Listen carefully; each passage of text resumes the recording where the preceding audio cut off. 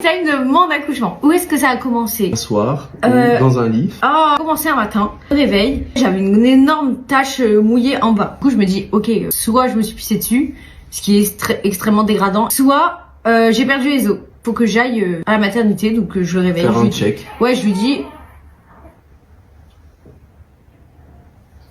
Il est réveillé. Il a faim. On aurait essayé. Du coup, je me dis ok, il faut aller faire un check à la maternité. Et dans le doute, on prend quand même nos affaires, toutes nos affaires. Parce que quand je les ai appelés, ils m'ont dit prenez vos affaires parce que si vous avez rompu la poche des os, en fait on vous garde madame. Je fais oula, ok. Donc on prend tout et tout, on y va. Et là, la dame, elle me fait comme un test Covid, mais dans la pépette, genre, pour voir s'il y avait eu du liquide amniotique qui était descendu par ma pépette. Si elle me le fait.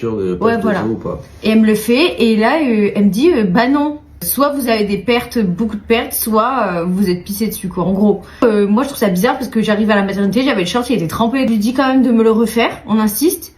Deuxième test, négatif aussi. Ok, pas grave, donc on rentre à la maison et tout, on fait notre life. Pareil, je continuais toute la journée à perdre, mais je me dis, bah tant pis, je suis incontinente. Le soir, à minuit, c'était mon anniversaire. Pimpin, il me dit, à minuit 10, ah bah mon papa, c'est ton anniversaire, joyeux anniversaire et tout.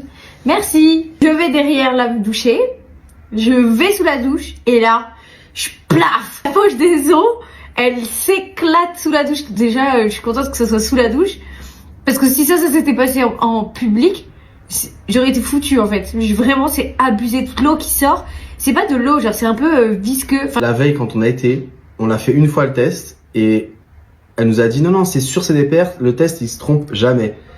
Et on s'est dit, en fait, on faisait que de se regarder. On sentait, je sais pas comment vous dire, mais on sentait que c'était pas des pertes et que genre ça allait arriver. Du coup, là, je l'appelle, je lui dis, j'ai percé la poche. Story time de mon accouchement. Mais il était quand même costaud. Bah, et surtout sa tête. 3 kg 2. 3 kg 2, c'est pas un énorme bébé. 3 kg 270. T'imagines les gens qui sont des bébés de 4 kg? C'est un adulte. Il a mis au moins 10 minutes à atterrir. Ouais. J'ai touché la petite patte et tout, hein. J'ai vraiment atterri quand elles sont parties. Tu vois, au bout de 10-15 minutes, elle dit allez, je vous laisse tranquille, kiffer. Elles sont parties et là j'ai atterri, genre un peu. Et choqué que le cordon ombilical il soit jaune. Vous voulez couper le cordon? Machin, il faisait comme ça. Ouah, moi aussi je crains de fou, genre. Je suis pas chauffé à le couper. Je regrette pas plus que ça.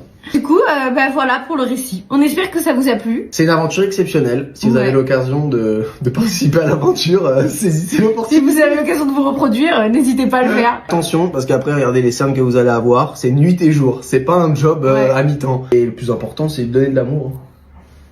Et là, faut surtout qu'on nous donne à manger. Bisous.